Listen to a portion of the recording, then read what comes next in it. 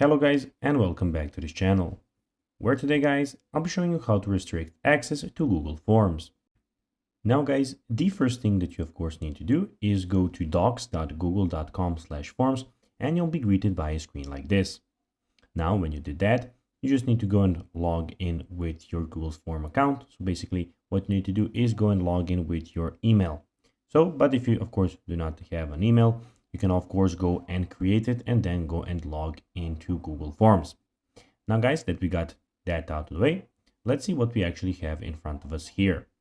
So guys, as you can see here, we have the official first page of the Google Forms. Basically, what you can do is go and create your own form by clicking on Start a New Form here. Then guys, your form will be popping up like this. Of course, in the top left corner, as you can see, we have the docs, sheets, slides, we have the forms, we have the settings option, we have the help and feedback where you can go and check out if you have some questions, and we have your Google Drive here. Also in the top, we have the search bar where you can go and search for some templates or something like that. Here you have your recent forms. As you can see, we just opened the form, so we have a recent form.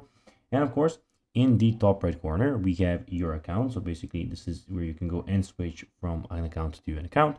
And here we have, of course, as you can see, everything about Google that it has to offer. Now, guys, let's see how you can actually go and restrict access to Google Forms. Well, click the plus icon. When you click the plus icon, a new question box will appear. On the question line, type enter password to continue, and that's basically that.